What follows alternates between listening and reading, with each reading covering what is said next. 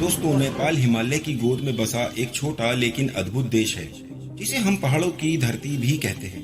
लेकिन यही धरती बन गई खून और आंसुओं की गवाह। एक सोशल मीडिया बैन ने पूरे नेपाल में ऐसी आग भड़काई जिसने सत्ता को हिलाकर रख दिया। प्रधानमंत्री ओली ने सोचा होगा कि सोशल मीडिया बैन के अगेंस्ट ये काठमांडू में जो प्रोटेस्ट हो रहे हैं, कुछ गोलियां चलाएंगे, कुछ जानें चली जाएंगी तो युवाओं का खून ठंडा हो जाएगा। सरकार ने अंदाजा नहीं लगाया होगा कि 18-19 मौत हो जाने की वजह से उनके खुद के घरों में आग लगा दी जाएगी। दोस्तों, 4 सितंबर 2025 के दिन अचानक से नेपाल की सरकार ने 26 बड़े सोशल मीडिया प्लेटफॉर्म्स को बंद कर दिया और रीजन बताया गया कि इन सभी कंपनीज ने नेपाल के रजिस्ट्रेशन और टैक्स नियमों का पालन नहीं किया। और सच्चाई कुछ और ही थी दोस्तों। नेपाल में करप्शन अपने पीक पर था। करप्शन इंडेक्स के अनुसार नेपाल श्रीलंका से सिर्फ 2 पॉइंट पीछे था और श्रीलंका के हालात पूरी दुनिया में किसी से छुपे नहीं हैं। नेपाल की जनता के पास पैसे नहीं, जनता के पास ज्यादा अच्छी सुख सुविधाएं नहीं, पर नेपाल की एलीट क्लास, चाहे प्राइम मिनिस्टर हो, फाइनेंस मिनिस्टर हो या कोई और कैबिनेट मिनिस्टर, इन लोगों के बच्चों का लाइफ स्टाइल एकदम लेविश, मतलब एकदम बढ़िया। और अगर बात करें नेताजी की, तो इनके तो क्या ही कहने। नेताजी जिंदगी जी रहे थे बिल्कुल राजा महाराजा वाली, और नेपाल के लोग परेशान। सभी पार्टी से जब जनता का भरोसा टूट गया हो, आर्थिक हालात ठीक न हो, फिर एग्जिस्टिंग सिस्टम से फ्रस्ट्रेशन होना तो लाजमी ही है। इसी गुस्से और फ्रस्ट्रेशन को नेपाली युवा सोशल मीडिया पर पिछले कुछ समय से शेयर कर रहे थे और वहां अपनी आवाज उठा रहे थे।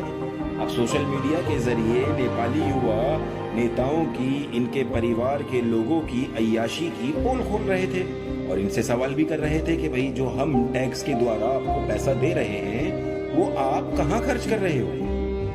नेपाल की सरकार ने सभी सोशल मीडिया प्लेटफॉर्म्स को 7 दिन में रजिस्ट्रेशन कराने का नोटिस भेज दिया, जिसे यूएस बेस्ड टेक जायंट्स ने इग्नोर कर दिया। बस मिस्टर ओली की सरकार को मौका मिल गया और 26 सोशल मीडिया प्लेटफॉर्म्स को बैन कर दिया। आपको जानकर हैरानी होगी कि 17 सालों में अब तक 14 सरकार बनी है नेपाल में, जिससे साफ दिखता है कि नेपाल में राजनीतिक अस्थिरता है। और अब नेपाल की ओली सरकार ने जनता से सोशल मीडिया पर आवाज उठाने का हक भी छीन लिया। ये तो वही बात हो गई कि वेंटिलेटर पर लेटे हुए मरीज से वेंटिलेटर भी छीन लिया गया। ऐसा हम इसलिए भी कह रहे हैं क्योंकि नेपाल की इकोनॉमी में टूरिज्म सेक्टर का बहुत बड़ा योगदान है। नेपाल के युवा अपने बिजनेस को सोशल मीडिया प्लेटफॉर्म पर प्रमोट करते हैं, एडवर्टाइज करते हैं, कस्टमर्स और नए मार्केट्स को एक्सप्लोर करते हैं। इस सोशल मीडिया बैन के जरिए फ्रीडम ऑफ स्पीच और फ्रीडम ऑफ एक्सप्रेशन पर हमला तो किया ही था, रही सही कसर इनके पेट पर भी लात मार दी। जो आवाज सोशल मीडिया पर दबाई जा रही थी, वही आवाज अब सड़कों पर आकर गूंजने लगी। और दोस्तों, सबसे इंटेंस प्रोटेस्ट काठमांडू की सड़कों पर देखा गया। स्कूल और कॉलेजेस के स्टूडेंट्स यूनिफॉर्म में, हाथ में प्ले कार्ड्स लेकर स्लोगन्स लगाते हुए मार्च कर रहे थे।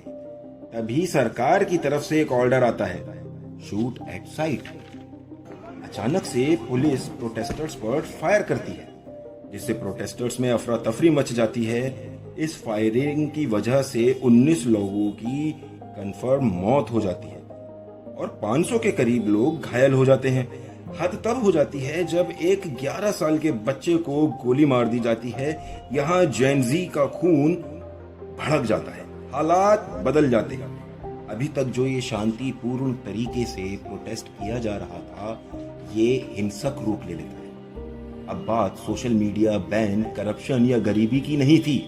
अब तो गुस्सा सीधे तौर पर प्राइम मिनिस्टर केपी ओली और उनके होम मिनिस्टर के खिलाफ था। आखिर इस सरकार ने 19 लोगों की जान ले ली थी, बच्चों पर भी गोलियां चलाई थी, जिसे माफ नहीं किया जा सकता। लोगों का गुस्सा देखते हुए होम मिनिस्टर ने शाम आते आते अपना इस्तीफा सरकार को सौंप दिया और रात तक सोशल मीडिया प्लेटफॉर्म से बैन भी हट जाता है। पर तब तक बहुत देर हो चुकी थी। 9 सितंबर 2025 को काठमांडू की सड़कों पर प्रोटेस्टर्स दोबारा निकल आते। उनकी डिमांड बिल्कुल क्लियर थी, पीएम ओली का इस्तीफा। ये आंदोलन इतना भयानक हो गया था कि लोगों ने मिनिस्टर्स के घरों को जलाना शुरू कर दिया था। नेपाल मिनिस्टर ऑफ कम्युनिकेशन का घर आग के हवाले कर दिया जाता है। फिर फिनेंस मिनिस्टर का घर भी और प्रधानमंत्री का घर भी, यहाँ तक कि प्रेसिडेंट के घर को भी बख्शा नहीं जाता है। और दोपहर आते आते नेपाल की संसद को भी आग लगा दी जाती है, जो बहुत अच्छी खबर नहीं थी।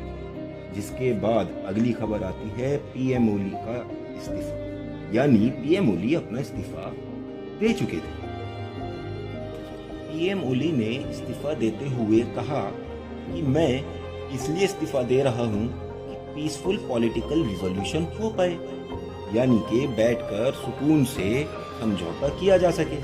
देखिए, नेपाल हो या कोई भी देश हो, नई पीढ़ी के महत्वाकांक्षा को कुचलोगे तो वो शायद आपकी हालत को टाइट कर देगी। आज की ये वीडियो नेपाल के युवाओं के नाम है। उनकी वजह से बैन हट गया, रेजिग्नेशन हो गया और उनकी ही वजह से शायद नेपाल में करप्शन भी खत्म हो जाए। दोस्तों, मुझे यहाँ राम मनोहर लोहिया जी के द्वारा कही एक बात याद आती है। उन्होंने क्या खूब कहा है, जब देश की सड़कें खामोश हो जाती हैं तो संसद आवारा हो जाती है। और नेपाल के युवाओं ने आवारा संसद को सुधारने का बीड़ा उठा लिया है। दोस्तों, हमारा सलाम है नेपाल के युवाओं को। आज हम अपनी वीडियो का अंत करते हैं और वीडियो पसंद आने पर वीडियो को लाइक करें, दोस्तों के साथ शेयर करें, सब्सक्राइब करें एंड बेल आइकन दबाना ना भूलें।